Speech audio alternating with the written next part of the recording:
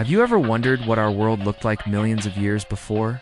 Skyscrapers, smartphones, and even before the first campfire was lit. House.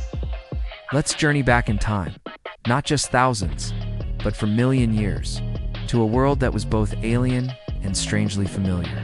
Oh.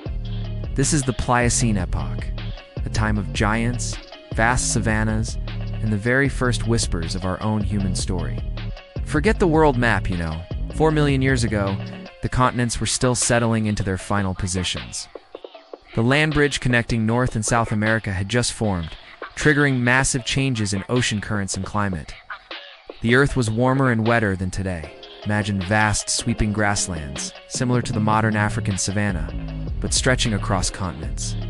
These grasslands were punctuated by dense woodlands and lush river valleys, a perfect mosaic of habitats teeming with life, and what a life it was. This wasn't the age of dinosaurs.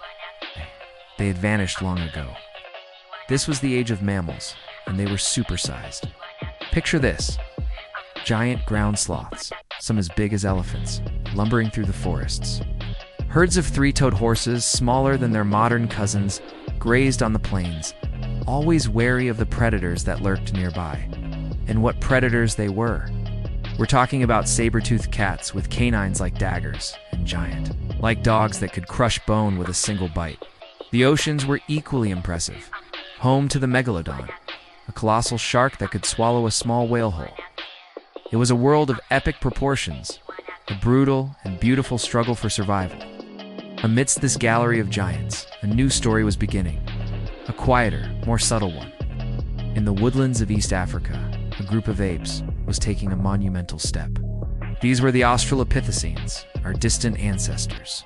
They weren't quite human, but they weren't like modern apes either. They were a bridge between two worlds. The most famous of them, like the celebrated Lucy, were small, with long arms for climbing, but with a revolutionary adaptation, they could walk upright on two legs.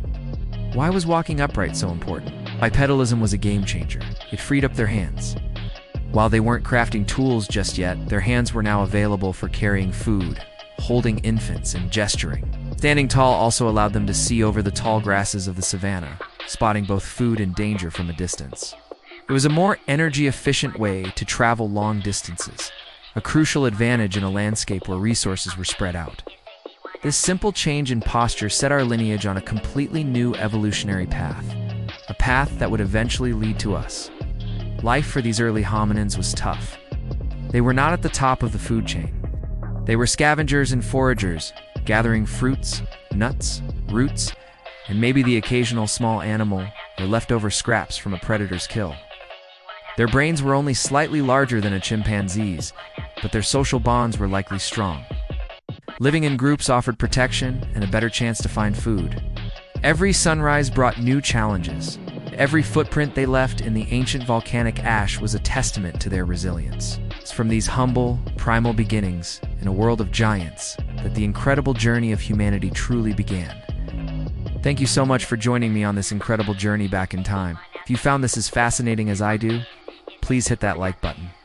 And do not forget to subscribe and ring the bell so you do not miss our next adventure into the past. See you next time.